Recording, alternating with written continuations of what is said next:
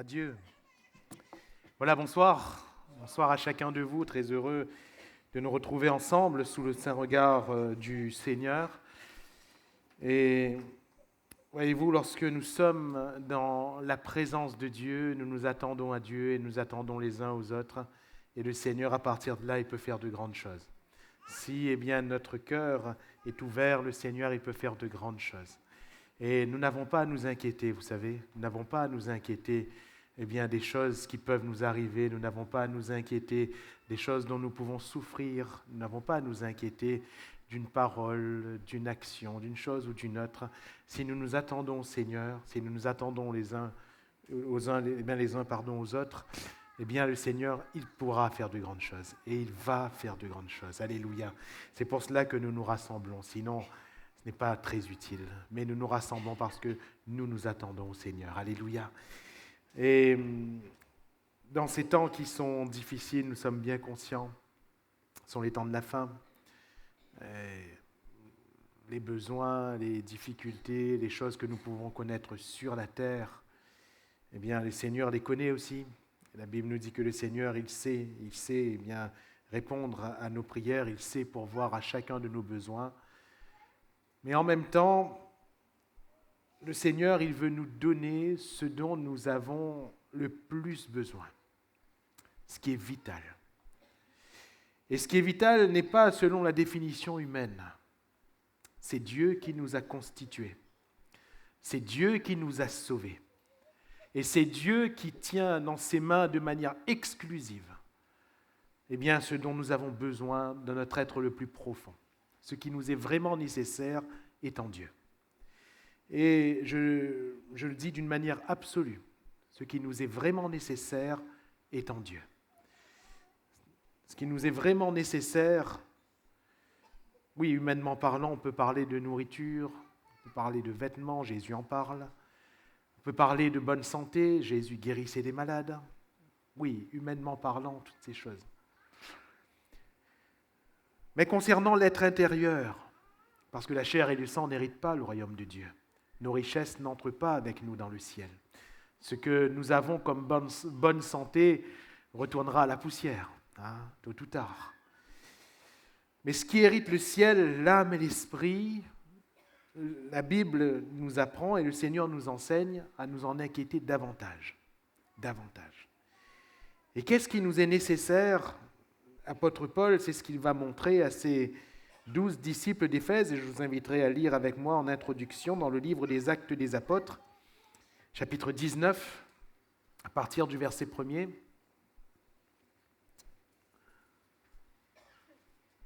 Actes des Apôtres, 19, à partir du verset 1er. Voilà ce qui nous est dit. Pendant qu'Apollos était à Corinthe, Paul, après avoir parcouru les hautes provinces de l'Asie, arriva à Éphèse. Ayant rencontré quelques disciples, il leur dit : « Avez-vous reçu le Saint-Esprit quand vous avez cru ?»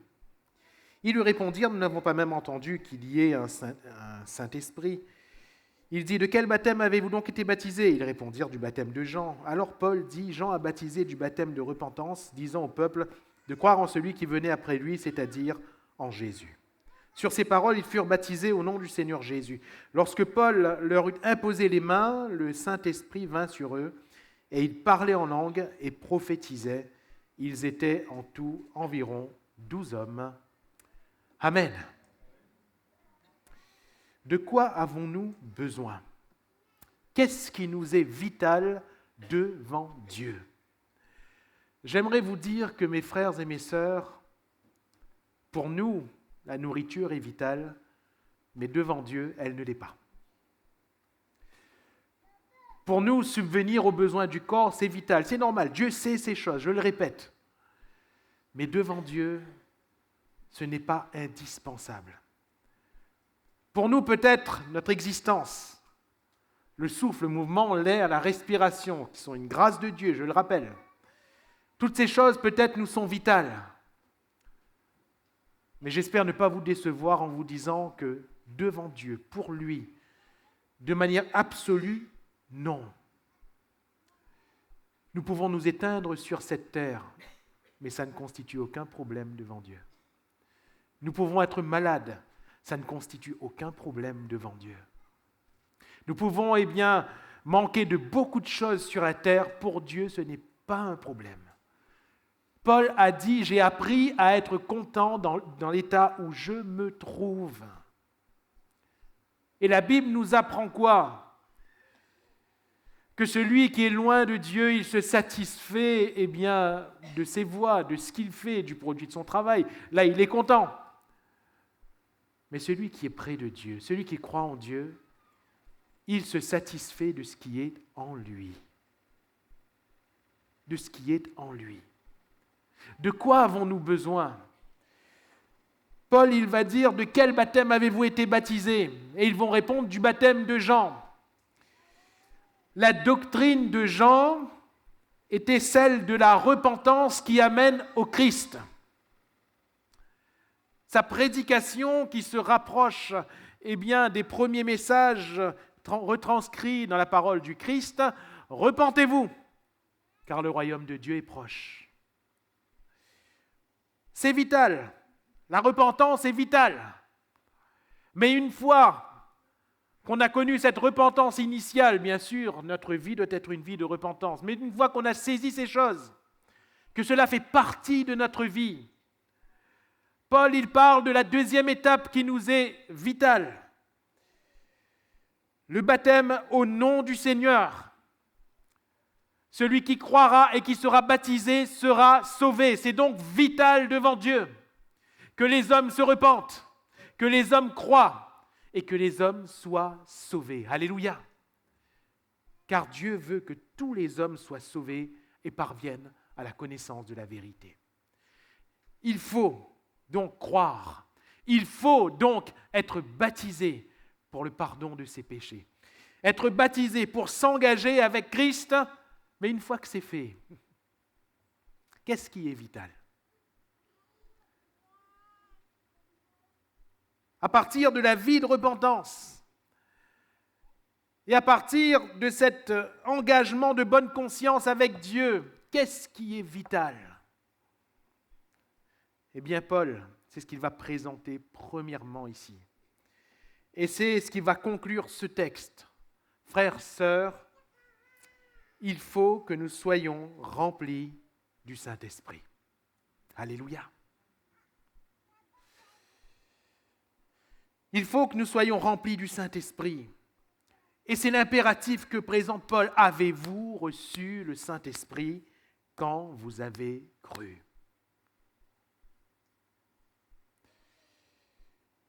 Bien sûr, il fallait commencer par « Est-ce que vous avez cru ?» et « En quoi avez-vous cru ?» Frères, sœurs, est-ce que nous avons cru? Qui sont ceux qui ont cru? Levez la main. Alléluia. En qui avons-nous cru? Est-ce que nous avons cru en Jésus? Ou est-ce que nous avons cru en une doctrine? Oui, si nous croyons en Jésus, nous croyons en une doctrine. Mais quand nous croyons dans une doctrine, nous ne croyons pas forcément en Jésus. Croire en Jésus, croire dans la doctrine de Jésus, l'enseignement de sa parole. Et si nous avons cru, est-ce que nous avons reçu le Saint-Esprit? Qui sont ceux qui ici ont reçu le Saint-Esprit, ont été baptisés du Saint-Esprit? Levez la main. Levez la main, n'ayez pas peur, n'ayez pas honte. Ayons honte de plein de choses, mais pas des choses de Dieu. Nous n'avons pas honte et merci Seigneur pour ceux qui ont déjà été baptisés du Saint-Esprit. Avez-vous le Saint-Esprit, reçu le Saint-Esprit quand vous avez cru? Frères, sœurs, peut-être que lorsque je vous pose la question, est-ce que vous avez cru? Vous vous rappelez de votre conversion, mais laissez-moi préciser et affiner cette question. Est-ce que vous avez cru ce matin en vous levant? Est-ce qu'en vous levant, vous avez cru en Jésus? Est-ce que dans toute cette journée qui est passée, est-ce que vous avez cru en Jésus? Est-ce que votre foi est toujours là? Et est-ce qu'en ayant cru aujourd'hui, nous avons reçu le Saint-Esprit aujourd'hui? Le Saint-Esprit est vital. Vous voyez, Paul ne pose pas d'autres questions. Le Saint-Esprit en nous est vital. Avez-vous reçu le Saint-Esprit quand vous avez cru? C'était la pensée, l'évidence pour l'Église primitive. Parce que ce que les apôtres enseignaient, nous le voyons déjà dans la prédication de Pierre.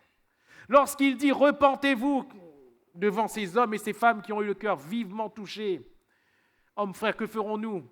Repentez-vous et que chacun de vous soit baptisé et vous recevrez le Saint-Esprit. » Il aurait pu dire « Bon, on parlera du Saint-Esprit dans quelques jours. » Il aurait pu dire « On va faire une formation d'abord, on va enseigner quelques jours d'abord, on parlera. » Non, maintenant, vous recevrez le Saint-Esprit. Paul, il aurait pu dire « Bon, vous croyez en Jésus déjà, c'est bien. C'est bien. On va former déjà l'Église comme ça, je vous expliquerai après le Saint-Esprit. » Non, maintenant. Maintenant, pourquoi? Parce que pour ces chrétiens, c'était vital. Pour ces premiers prédicateurs de la parole, c'était vital. Ces premiers apôtres, c'était vital. Quand Philippe descend en Samarie, qu'il prêche le Christ, des hommes et des femmes se donnent au Seigneur, en connaissant enfin la puissance de Dieu, la véritable, celle qu'on appelle la grande. Mais qu'est-ce qu'il fait tout de suite, Philippe? Il donne un petit coup de fil à Jérusalem. Ou bien il envoie un petit texto. À Jérusalem, venez vite. Il y a des hommes et des femmes qui ont cru là. Il faut qu'ils soient baptisés du Saint-Esprit. Alléluia. Parce que c'est vital. C'est vital.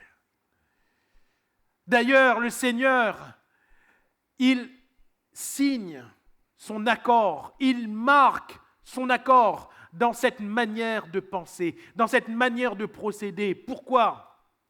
Pierre entre chez un païen, Corneille.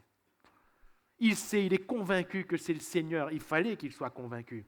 Il est convaincu que c'est le Seigneur qui l'y envoie. Il entre, il prêche. Le Seigneur aurait pu laisser Pierre prêcher, expliquer encore. Le Seigneur aurait pu dire à Pierre, reste quelques jours parce qu'il faut qu'il comprenne quand même bien la parole. Mais ce n'est pas ce qu'il a fait. Qu'est-ce qu'il a fait le Seigneur? Il a baptisé immédiatement ces hommes et ces femmes du Saint-Esprit. Immédiatement. Alléluia. Pourquoi? Parce que c'est vital. C'était vital. Pour ces chrétiens, ce n'était pas possible. Et pardonnez-moi si ce que je vais vous dire vous frustre, chers frères et sœurs. Vous savez que nous sommes dans l'amour de Dieu. Et si c'est une frustration, j'aimerais que ce soit ce soir une bonne frustration. Pour ces chrétiens, c'était impossible, je parle de l'Église primitive, impossible d'être chrétien sans être baptisé du Saint-Esprit. Inconcevable. Inconcevable. Est-ce que cela signifie que si nous ne sommes pas baptisés du Saint-Esprit, nous n'irons pas au ciel? Non. Celui qui croira, qui sera baptisé dans le sens de l'engagement avec Christ, sera sauvé. Alléluia. Nous irons au ciel, il n'y a pas de problème. Cela ne remet pas en cause notre salut. Le baptême du Saint-Esprit n'est pas une condition au salut. Non, ce n'est pas ce que le Seigneur dit. Mais le baptême du Saint-Esprit est indispensable pour notre vie chrétienne. Indispensable. Nous avons chanté tout à l'heure « Tu es ma force ». Le Seigneur ne sera jamais plus notre force qu'en étant en nous par le Saint-Esprit. Et j'aimerais vraiment vous encourager, frères, sœurs, nous encourager mutuellement à ne nous inquiéter de pas grand-chose. J'allais dire de rien, mais allez, on va dire de pas grand-chose, pour élargir un petit peu plus, de pas grand-chose, si ce n'est d'être rempli du Saint-Esprit. Le Saint-Esprit est donc ce consolateur vital parce qu'il est la personne par laquelle le Seigneur Trinitaire veut demeurer en nous et nous transformer à l'image de Christ. Le Saint-Esprit, je le rappelle ce soir, ou peut-être le dis pour ceux qui ne l'auraient pas entendu ou compris, le Saint-Esprit est une personne. Une personne. Lisons ensemble dans Jean chapitre 14, l'évangile de Jean chapitre 14, le verset 16.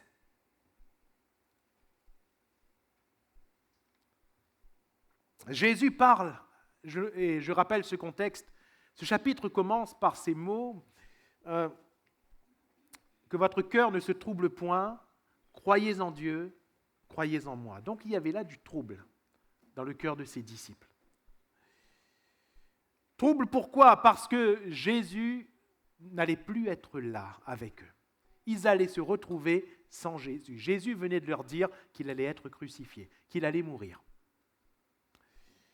Et dans ce contexte, Jésus leur dit, Jean 14, verset 16, « Et moi je prierai le Père, et il vous donnera un autre consolateur, un autre paraclet, afin qu'il demeure éternellement avec vous, l'Esprit de vérité, que le monde ne peut recevoir, parce qu'il ne le voit point et ne le connaît point, mais vous le connaissez, car il demeure avec vous, et il sera en vous. Je ne vous laisserai pas orphelin, je viendrai à vous. » Verset 23, Jésus lui répondit, « Si quelqu'un m'aime, il gardera ma parole, et mon Père l'aimera. Nous viendrons à lui, et nous ferons notre demeure chez lui. » Amen.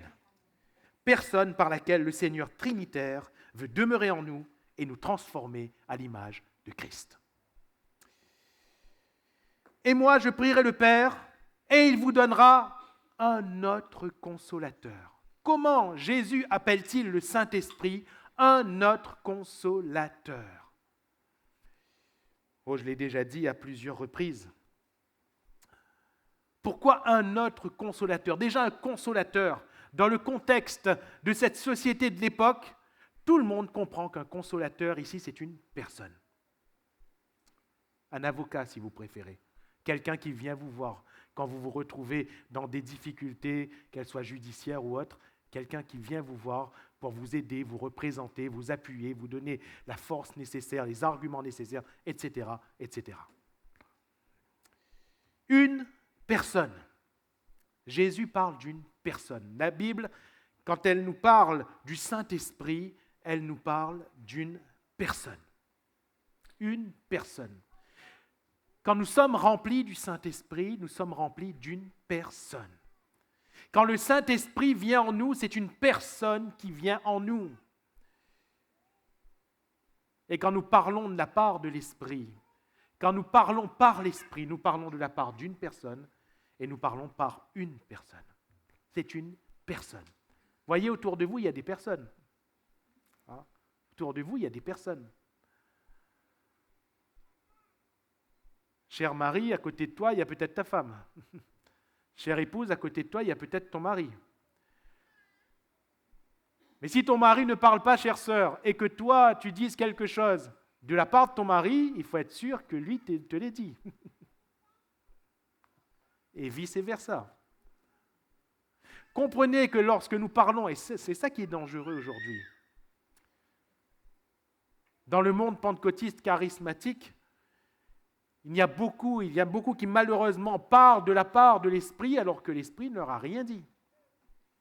Ils s'adressent, soi-disant, par l'Esprit ou sous l'onction de l'Esprit alors que l'Esprit n'est même pas là.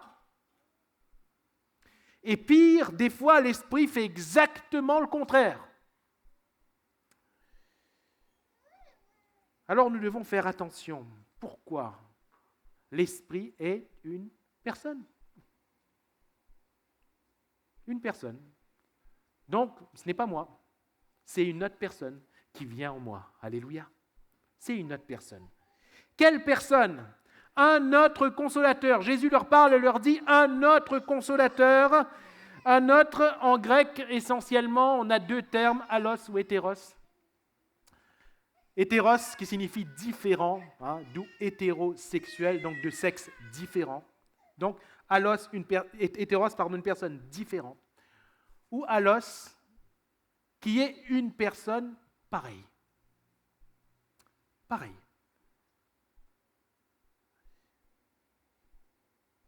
Si vous préférez, Jésus est en train de dire « Je prierai le Père et il vous donnera un autre moi. » Un autre comme moi.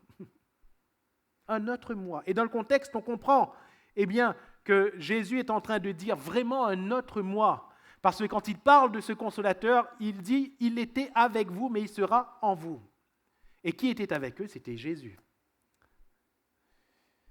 Un autre consolateur, il est question d'une personne ayant la nature, étant de la même nature que celui qu'il voyait en Jésus-Christ. Autrement dit, et nous retrouvons ici, dans ce texte que nous avons lu, ces deux passages que nous venons de lire en Jean 14, nous retrouvons ce que nous appelons, ce n'est pas écrit dans la Bible, mais il fallait bien donner un nom, ce que nous appelons la Trinité. La Trinité. Un seul Dieu, trois personnes. Le Père, le Fils, le Saint-Esprit. Ce n'est pas un Dieu en deux personnes. Et le Saint-Esprit étant une puissance impersonnelle. Non, ce sont bien et bien trois personnes. Et Jésus, nous n'aurons pas le temps de lire tous les textes ce soir, mais Jésus il le développe bien dans ces passages, Jean 14, 15, 16.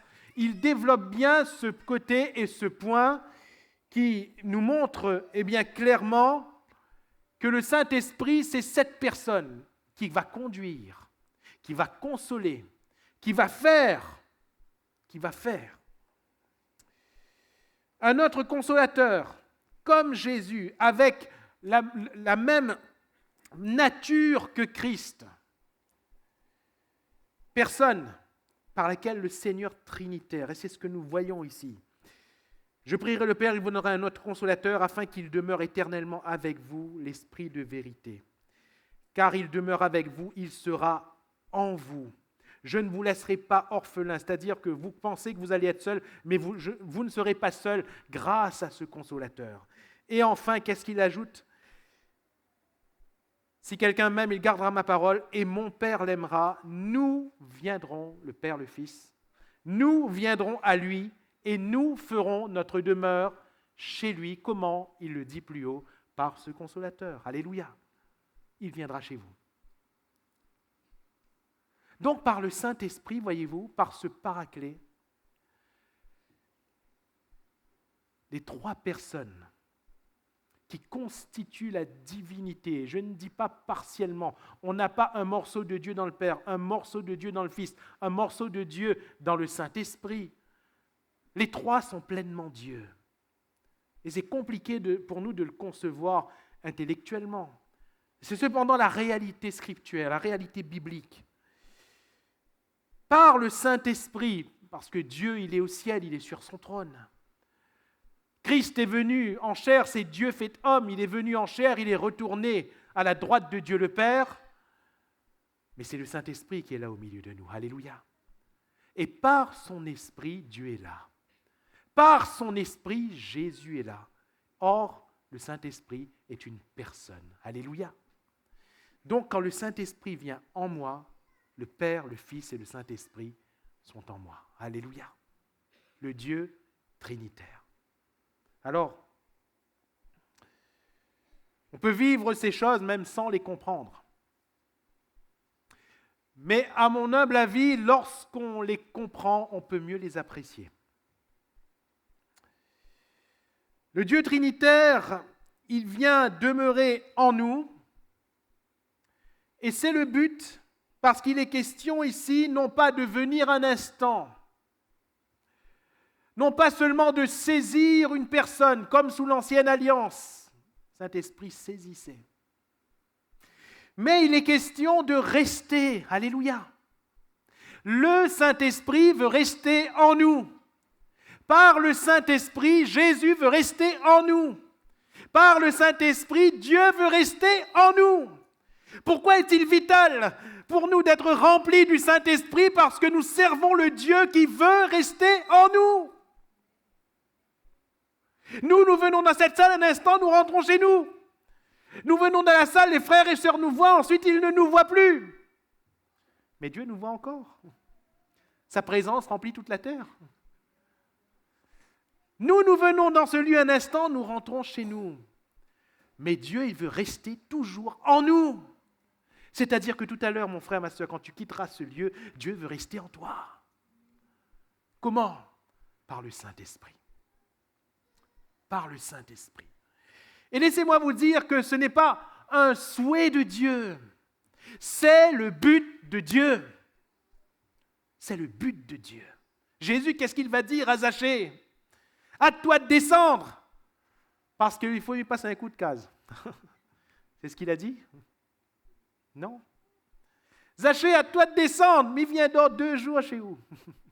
Non.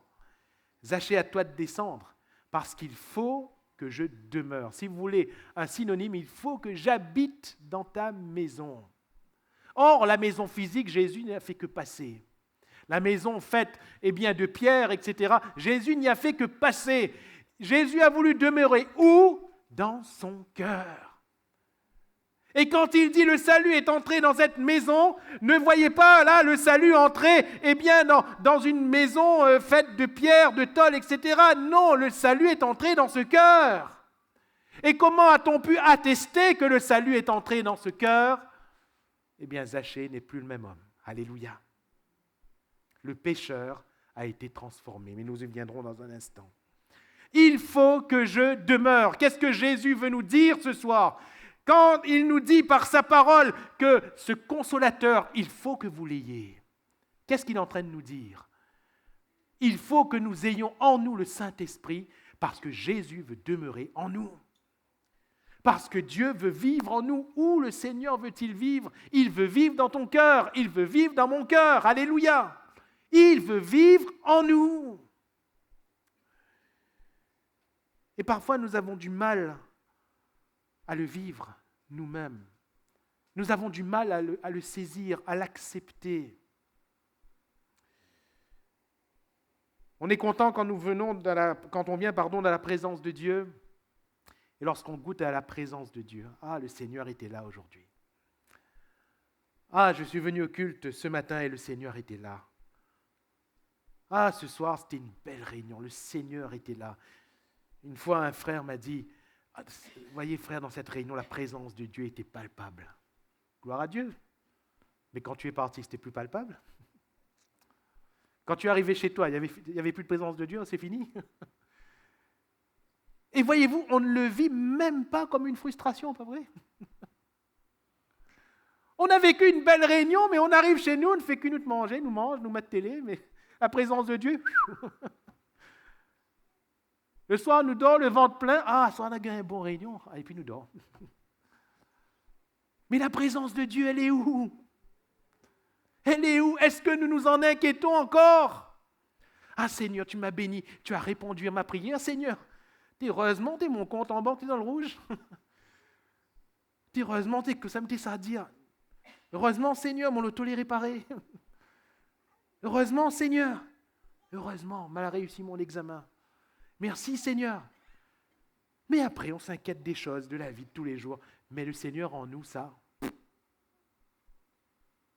Or, pardonnez-moi, mais ce doit être notre première inquiétude. Notre première inquiétude.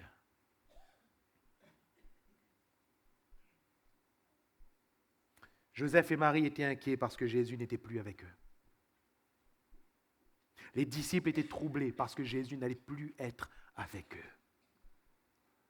Est-ce que nous sommes troublés quand le Seigneur n'est plus en nous? Est-ce que ça nous trouble plus que la facture que nous n'arrivons pas à payer? Est-ce que ça nous trouble plus que le travail qui ne marche pas? Est-ce que ça nous trouble plus que le problème qu'on a dans notre famille? Frères, sœurs, ça doit nous troubler. Parce que nous sommes enfants d'un Dieu vivant. Et ce Dieu veut demeurer en nous par le Saint-Esprit. Alléluia. C'est ce que Jésus était en train de présenter. Alors, ce Dieu trinitaire veut demeurer en nous pour faire quoi? Dans 2 Corinthiens, chapitre 3, notre frère Samuel en a fait la lecture et l'a approfondi si bien ce dimanche. 2 Corinthiens 3, versets 17 et 18. « Or le Seigneur, c'est l'Esprit, et là où est l'Esprit du Seigneur, là est la liberté. Nous tous qui, le visage découvert, contemplons comme dans un miroir la gloire du Seigneur, nous sommes transformés en la même image, de gloire en gloire, comme par le Seigneur, l'Esprit. » Alléluia. Que fait le Saint-Esprit, le Seigneur, l'Esprit? Que fait-il? Il nous transforme. Alléluia. Il nous transforme. Et je reviens sur cette belle expérience de Zachée quand Jésus dit « Il faut que je demeure aujourd'hui dans ta maison ».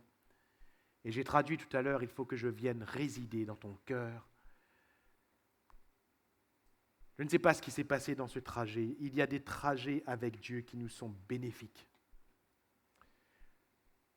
Il y a bien des itinéraires que l'on prend avec Jésus. Il n'y a peut-être pas beaucoup de mots. Il n'y a peut-être pas beaucoup d'échanges verbaux.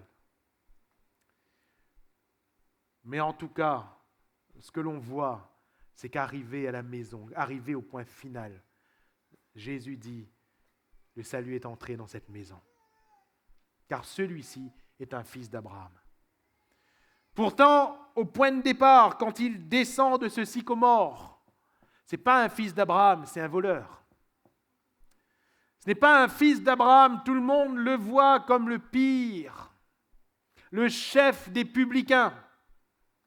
Ce n'est pas un fils d'Abraham parce qu'il pêche sans problème de conscience. Ce n'est pas un fils d'Abraham. Mais dans ce qu'il traverse, là, dans ce moment, ça se passe dans son cœur. On découvre à la fin quelqu'un qui dit « Maintenant, je donne la moitié de mes biens aux pauvres. Et si j'ai fait du tort de quelque chose à quelqu'un, je vais lui rendre le quadruple. » Alléluia. C'était un voleur. C'était un voleur. Un voleur ne donne pas, il prend.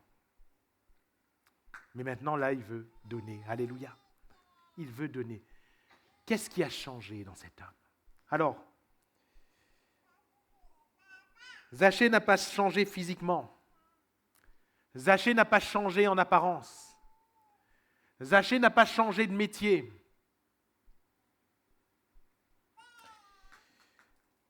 Mais à l'intérieur de lui, quelque chose a été transformé, bougé, brisé. Comment? Par l'Esprit de Jésus-Christ. Par l'Esprit de Jésus-Christ. Celui qui est en Christ est une nouvelle créature. Les choses anciennes sont passées, voici toutes choses sont devenues nouvelles. Et cette réalité ne peut être vécue que par l'œuvre de l'Esprit de Dieu. Nicodème, il faut naître de nouveau. Mais comment pouvons-nous naître de nouveau? Est-ce que quand on est vieux, on peut rentrer dans le sein de notre mère et renaître ensuite? Mais non, Nicodème, non.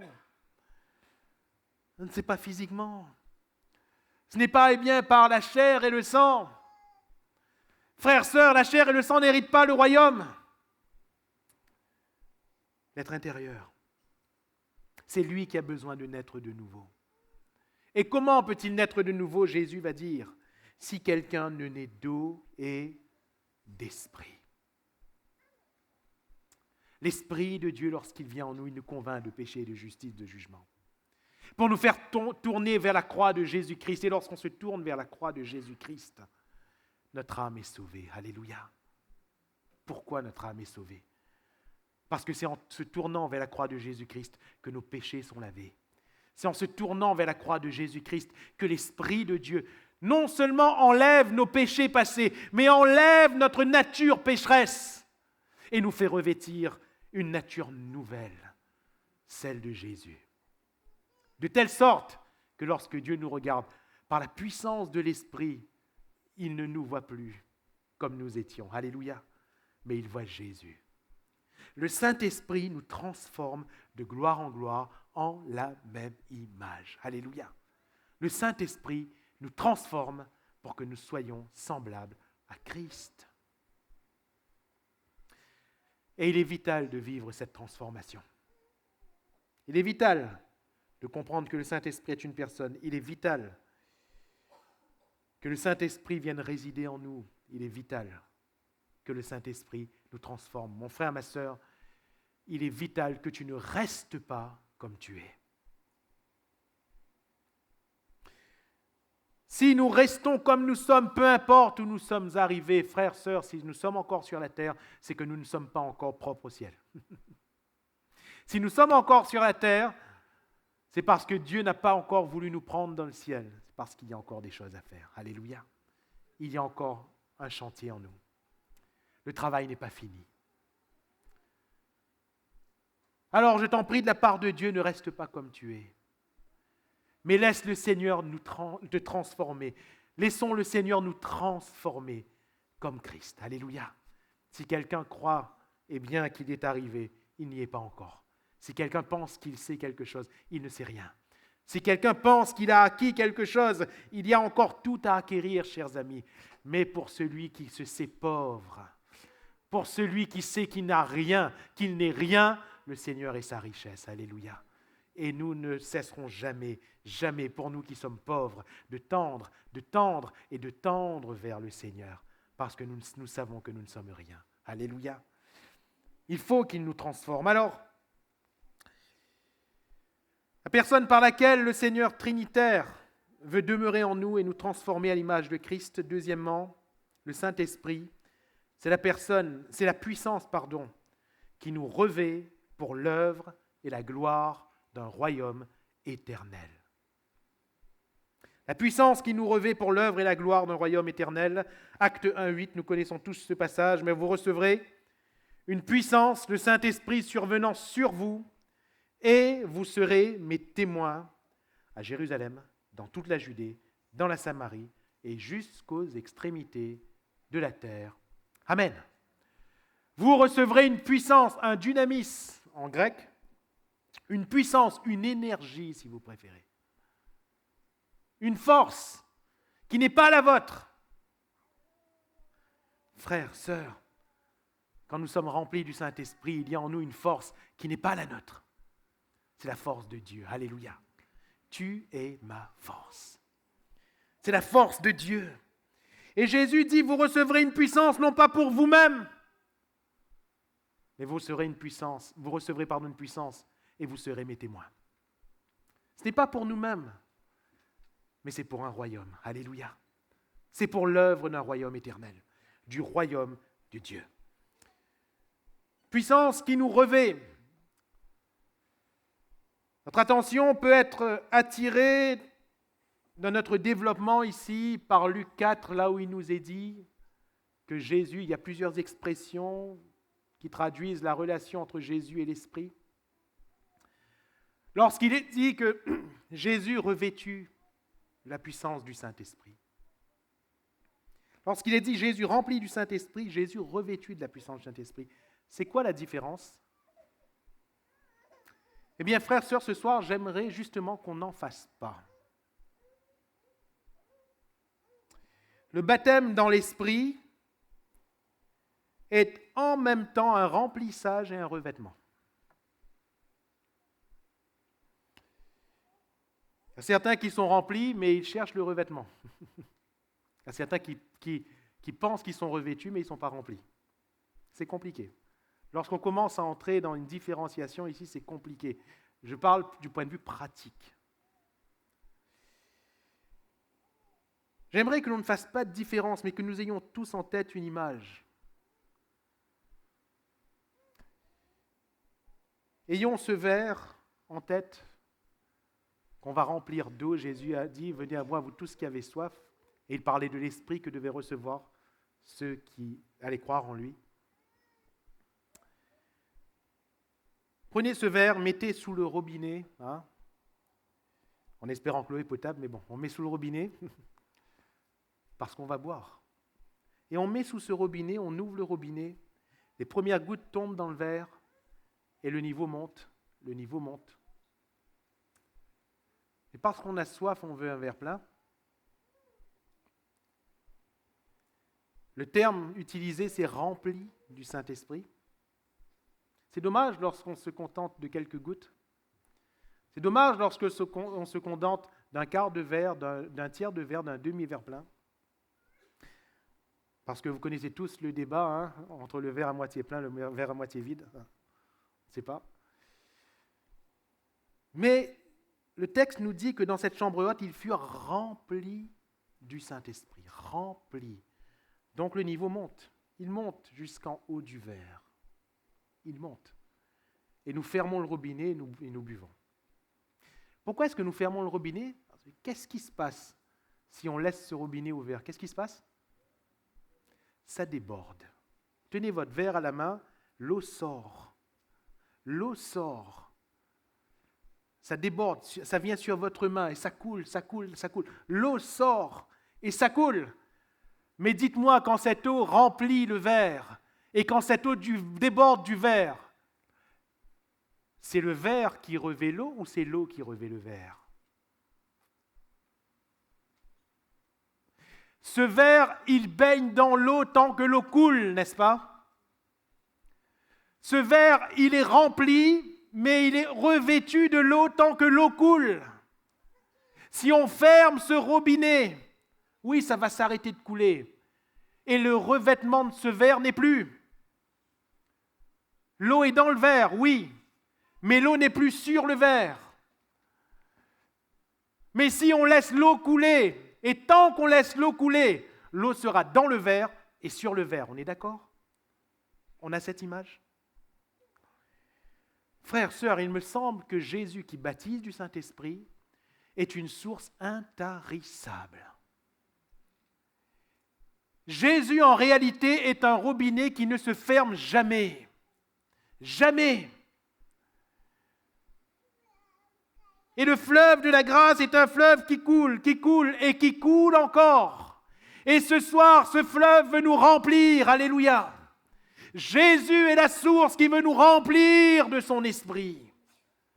Mais pas seulement jusqu'en haut pour qu'on ferme après, pour qu'on quitte cette source, mais qu'on reste sous la source. Alléluia. Qu'on reste sous l'onction de Christ pour que nous soyons revêtus. La réalité de cette chambre haute, elle est quoi?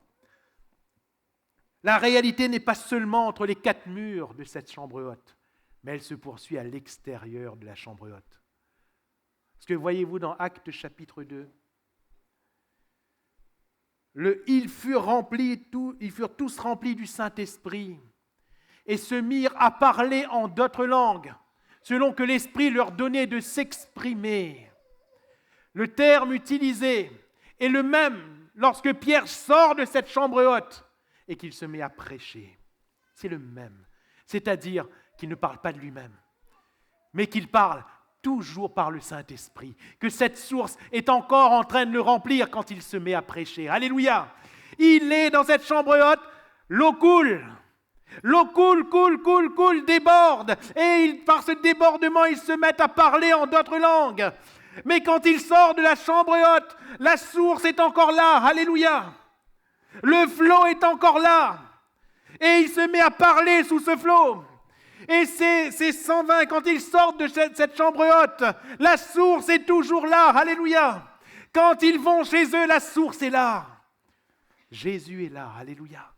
Mais quand Jésus est là, Jésus est une source intarissable. Quand Jésus est dans l'Église, il veut nous remplir du Saint-Esprit. Quand il vient chez nous, il veut nous remplir du Saint-Esprit. Quand il vient avec nous au travail, il veut nous remplir du Saint-Esprit. Quand on va faire nos courses, il veut nous remplir du Saint-Esprit. Quand on est devant la télé, il veut nous remplir du Saint-Esprit, pour qu'on éteigne quand il faut. Il veut nous remplir du Saint-Esprit afin de nous revêtir. Alléluia. Ne faisons pas de différence dans la pratique. Mais soyons remplis du Saint-Esprit pour être revêtus par l'Esprit. Alléluia. Et nous ferons les œuvres du royaume. Pourquoi? Nous en avons besoin parce que sinon, nous allons errer. Frères, sœurs, si en tant que chrétiens, nous ne faisons plus l'œuvre du royaume, nous allons errer. Nous allons errer. Qu'est-ce qu'on fait quand on ne fait plus l'œuvre du royaume? On se lève le matin, on lit la Bible, on prie, on attaque notre journée. Le soir, on vient à la réunion. Et le dimanche matin ou le samedi soir, on vient au culte. C'est tout. On prend une tâche dans l'église, gloire à Dieu. C'est tout, ça s'arrête là. Vous croyez un seul instant que c'est la vie que Christ a voulu pour nous? Vous croyez un seul instant que Christ est mort à la croix pour que les témoins, ces témoins, soit des hommes et des femmes qui se lèvent, lisent la Bible, prient un instant le matin, aillent aux réunions, et c'est tout. Vous croyez qu'un tel prix a été payé pour ça? Et mes amis, il fallait faire un peu catéchisme, c'est tout. Il fallait faire une nouvelle religion. Il y en a tellement. Nous devons faire l'œuvre du royaume. Et pour faire l'œuvre du royaume, il faut des hommes et des femmes remplis du Saint-Esprit. Revêtus du Saint-Esprit pour guérir les malades, pour annoncer la parole de Dieu, l'évangile de Jésus-Christ, pour permettre à ce que plusieurs croient, soient baptisés et soient sauvés. Alléluia. Nous sommes des témoins.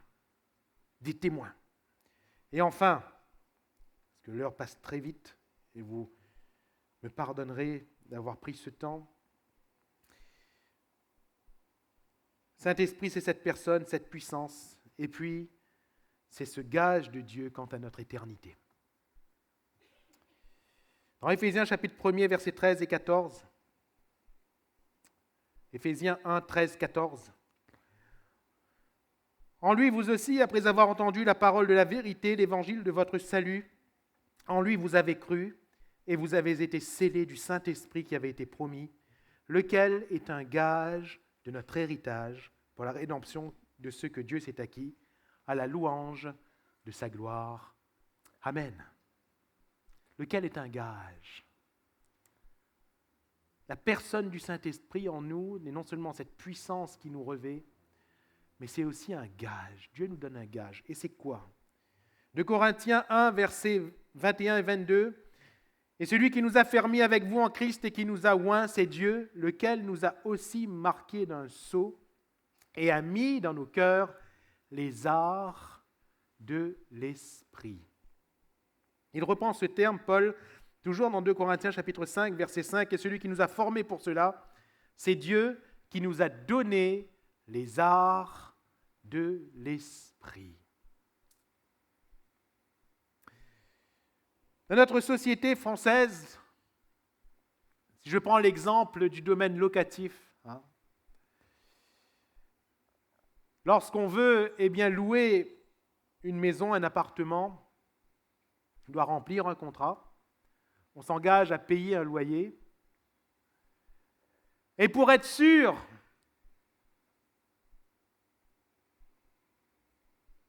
que nous allons entrer dans cette demeure, et pour donner quand même l'assurance qu'on va être de bons payeurs de loyer, on nous demande une caution, oui, des arts. Des arts. On nous demande de payer un peu comme une avance. Et lorsqu'on donne les arts, en réalité, on ne paye rien. Ce n'est pas matériel. Il n'y a rien qui est payé, en fait. C'est juste de l'argent, ça nous coûte, mais c'est juste de l'argent pour assurer quelque chose d'après. Pour être sûr qu'après, le propriétaire, il ait au moins un mois de loyer d'avance. Et si le locataire quitte, s'il y a des travaux à faire, il ait déjà un solde pour faire ses travaux. Mais en réalité, à la base, ça ne paye rien. Il nous est parlé des arts que Dieu verse quand il nous remplit de l'Esprit. Des arts sur quoi? Un gage sur quoi? Sur notre héritage. Alléluia. Et c'est quoi notre héritage? Ce n'est pas la terre. Notre héritage, ce ne sont pas des biens, ce n'est pas de l'or, ce n'est pas de l'argent. Notre héritage, c'est le ciel. Alléluia. Frères, sœurs, notre héritage, c'est le ciel. Frères, sœurs, notre héritage, ce n'est pas ce corps.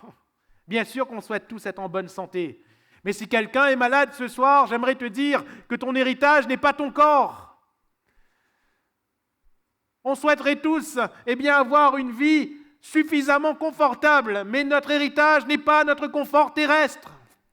Notre héritage n'est pas le repas que nous aurons dans notre assiette ce soir, ou demain, ou l'année prochaine. Notre héritage n'est pas là. Ça, c'est l'héritage de ceux qui ne connaissent pas Dieu. Notre héritage, c'est le ciel. Alléluia. Jésus va dire dans Jean 14, dans ce contexte que nous avons lu tout à l'heure, « Je vais vous préparer une place ». Mais dans ce même contexte d'enseignement, il va dire « Vous êtes avantageux que je m'en aille. Car si je ne m'en vais pas, le consolateur ne viendra pas. Mais je m'en vais et je vous l'enverrai. » Quand Jésus est allé préparer l'héritage, il a envoyé les arts de Dieu. Il a envoyé la caution de Dieu pour leur rassurer que cet héritage-là leur est réservé. Et cette caution de Dieu, c'est le Saint-Esprit. Alléluia! Pourquoi le Saint-Esprit nous remplit? Pourquoi est-il vital que nous ayons le Saint-Esprit? Pour être toujours sûr que notre place est réservée. Pour être toujours sûr d'aller au ciel. Je le répète, le Saint-Esprit n'est pas la condition pour nous de salut.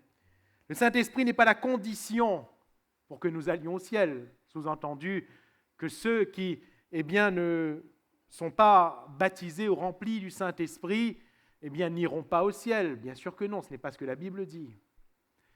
Mais quand nous sommes remplis du Saint-Esprit, c'est quand même l'assurance que nous irons au ciel. L'assurance. Parce que parfois nous pensons être sauvés, mais nous ne le sommes pas. Parfois nous pensons que tout est bon devant Dieu, parce que sur la terre tout est bon, or devant Dieu, tout n'est pas bon. Parfois on pense être agréable à Dieu et on ne l'est pas. Mais Paul le rappelle incessamment dans ses lettres. Qui rend le témoignage qu'on est agréable à Dieu? C'est l'Esprit. Qui, assure à notre esprit que nous sommes enfants de Dieu? C'est l'Esprit de Dieu. Alléluia. Et Paul va dire que l'Esprit crie en nous, Abba, Père. C'est lui le gage. Alléluia. C'est lui l'assurance. C'est lui le gage. Jésus a dit que beaucoup diront Seigneur, Seigneur, mais ils n'entreront pas dans le royaume. En ce jour-là, beaucoup diront Seigneur, n'avons-nous pas fait des miracles en ton nom? Jésus va dire, je ne vous connais pas, arrière de moi. D'autres diront, n'avons-nous pas prophétisé en ton nom? Arrière de moi, je ne vous connais pas. D'autres diront, Seigneur, n'avons-nous pas chassé des démons en ton nom? Arrière de moi, je ne vous connais pas. Mais comment ont-ils pu faire ces choses sans connaître Dieu? Vous savez pourquoi? Parce que Dieu ne renie pas sa parole. Et que même lorsqu'un païen, quelqu'un qui ne connaît pas Dieu, annonce la parole de Dieu, la personne en face peut être sauvée. Alléluia. Ça ne dépend pas forcément du messager, mais ça dépend du message et de l'onction qui est sur le message. Mais on peut être totalement coupé de la communion de Dieu. Et cela est un avertissement pour nous. J'ai malheureusement connu des hommes et des femmes qui ont amené des personnes à l'église qui ont été sauvées, mais eux-mêmes, ils se sont perdus. Le Saint-Esprit est le véritable gage de notre éternité. Alors soyons remplis du Saint-Esprit. J'aimerais conclure, avant que l'on prie un instant et qu'on conclue ces moments, décidément, le temps passe vraiment très très vite. Mais Paul va demander à ses disciples, non pas s'il fait beau à Éphèse, non pas s'il y a un bon restaurant à Éphèse, découvre Éphèse. Non pas, si on peut aller à la plage à Éphèse. Non. Même pas, est-ce que vous avez un bâtiment d'église à Éphèse? Même pas. Même pas.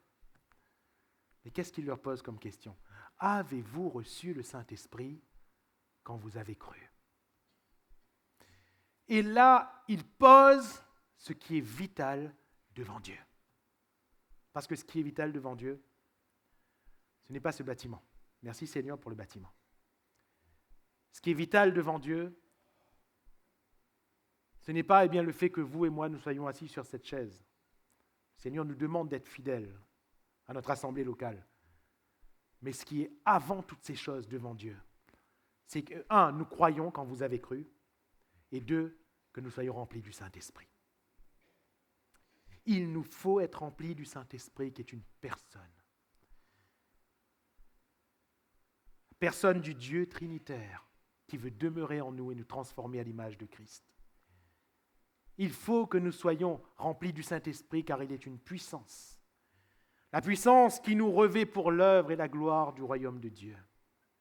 Il faut que nous soyons remplis du Saint-Esprit Parce qu'il est un gage. Le gage de notre éternité avec Dieu. Ce n'est que lui qui nous rend témoignage que nous sommes sauvés. Il n'y a que le Saint-Esprit qui puisse rassurer notre âme, parce qu'il n'est pas notre propre voix. On peut se dire ce qu'on veut, mais le Saint-Esprit, qui est une personne indépendante de nous, va nous dire la vérité. Alléluia. Et il va nous dire si nous sommes enfants de Dieu. Alors ce soir, frères, sœurs, soyons remplis du Saint-Esprit.